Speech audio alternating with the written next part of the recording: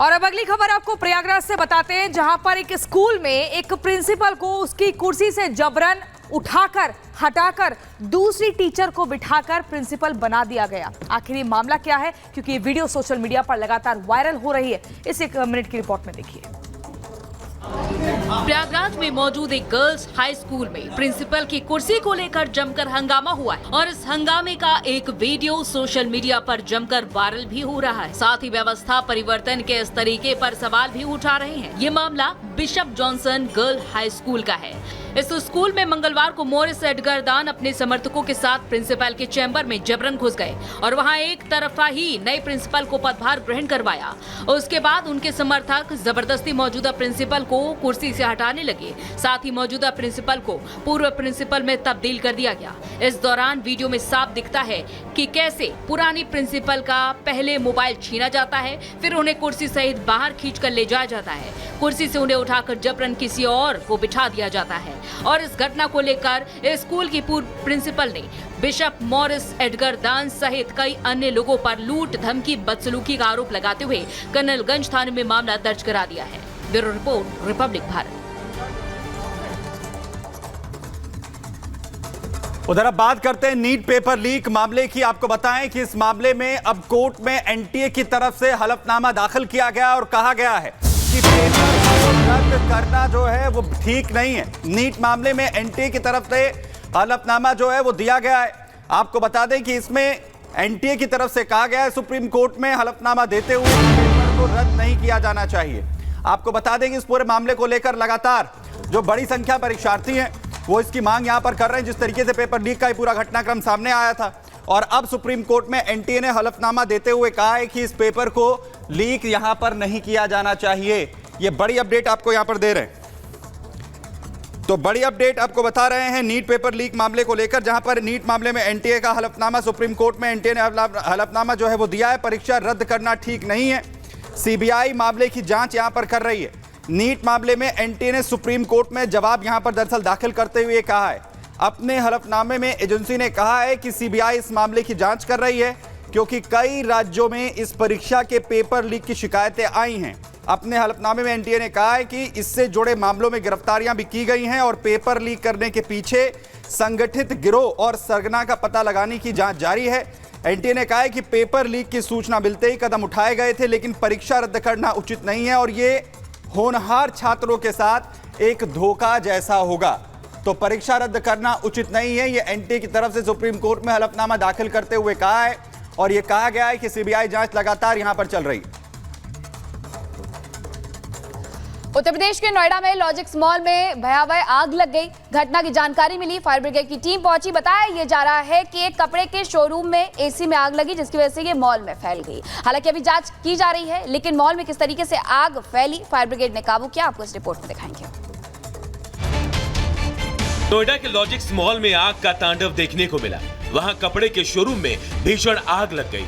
आग इतनी भयंकर थी कि वहां धुएं का गुबार उठने लगा, जो देखते ही देखते पूरे मॉल में फैल गया। इस घटना से वहां अफरा तफरी मच गई। लोग अपनी जान बचाने के लिए इधर उधर भागने लगे। वहीं मॉल से उठने वाले धुएं को देखकर मॉल के बाहर लोगों की भीड़ जमा हो गई। घटना की जानकारी मिलने के बाद दमकल विभाग की कई टीम पहुंच गई। सबसे पहले मॉल में मौजूद लोगों को बाहर निकालकर मॉल को खाली कराया गया। इसके बाद आग बुझाने का काम शुरू किया गया, लेकिन तब तक आग इतनी विकराल हो चुकी थी जिसे बुझा पाना आसान नहीं था। कई घंटों की मशक्कत के बाद आखिरकार आग पर काबू पा लिया गया, लेकिन शोरूम में रखा लाखों का सामान जलकर खाक हो गया। गनीमत ये रही कि किसी को कोई नुकसान नहीं पहुंचा। बताया जा रहा है कि शोरूम के अंदर एसी लगा था, जिसमें आग लगने की वजह से पूरा हादसा हुआ।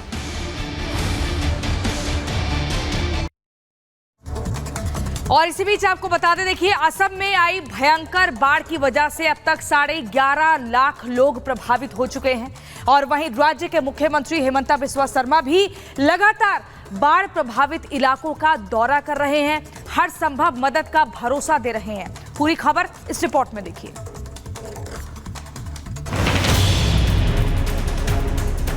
असम में भीषण बाढ़ का संकट जारी है और ब्रह्मपुत्र और उसकी सहायक नदियों समेत प्रमुख नदियों का पानी खतरे के निशान से ऊपर बह रहा है। बाढ़ की वजह से असम में 11.5 लाख लोग प्रभावित हो चुके हैं असम के मुख्यमंत्री हिमंता बिस्वा शर्मा ने ऊपरी असम के डिब्रूगढ़ जिले में बाढ़ प्रभावित इलाकों का दौरा किया। मुख्यमंत्री ने प्रभावित लोगों को आश्वासन दिया कि बाढ़ग्रस्त इलाकों में सामान्य स्थिति बहाल करने के लिए तत्काल आवश्यक कार्रवाई की जाएगी। सीएम बाढ़ प्रभावित खुवांग और तोंखा खाट का दौरा भी कर रहे हैं, जहां हाल ही में 2 तटबंध टूट गए थे। राज्य में इस साल बाढ़, भूस्खलन और तूफान की घटनाओं में जान गंवाने वालों की संख्या बढ़कर 48 हो गई है। ब्रह्मपुत्र नदी अब भी खतरे के निशान से ऊपर बह रही है। सीएम ने कहा कि हम नुकसान का आकलन कर रहे हैं ताकि 15 अगस्त तक प्रभावित लोगों को सहायता प्रदान की जा सके। Bureau report, Republic Bharat. वहीं अतिक्रमण के खिलाफ लगातार उत्तर प्रदेश में बुलडोजर एक्शन देखने को मिल रहा है और अब ये बुलडोजर एक्शन देखने को मिला है उत्तर प्रदेश के जौनपुर में, जहां पर अतिक्रमण के खिलाफ बड़ी कार्रवाई की गई है। 1 मिनट की रिपोर्ट में आपको दिखाता हूं। यूपी के जौनपुर में प्रशासन का बड़ा एक्शन देखने को मिला है। वहां चारागाह की जमीन पर बने अवैध मकानों और झोपड़ियों को ढहा दिया गया। इस कार्रवाई के लिए प्रशासन की तरफ से बुलडोजर भेजे गए। सबसे पहले चारागाह की जमीन पर बनी अवैध झोपड़ियों को गिरा दिया गया। इसके बाद वहां बने पक्के मकानों को बुलडोजर के जरिए ध्वस्त कर दिया गया। सरकारी जमीन पर अवैध तरीके से बने कई घरों को जमींदोज किया गया है। इस दौरान आला अधिकारियों के साथ साथ भारी संख्या में पुलिस के जवान भी तैनात रहे, जिससे हालात बिगड़ने पर उस पर काबू पाया जा सके। बताया गया कि प्रशासन ने जिस 2 बीघा जमीन पर कार्रवाई की उसकी कीमत करीब 3 करोड़ बताई जा रही है। जानकारी के मुताबिक लोगों ने अवैध तरीके से कई सालों से चारागाह की जमीन पर कब्जा कर रखा था। Bureau report, Republic Bharat. तो चारागाह की जमीन पर बुलडोजर वाली कार्रवाई की गई है और अवैध कब्जे से मुक्त करवा दिया गया है। रिपब्लिक भारत पर खबरों का सिलसिला लगातार जारी है।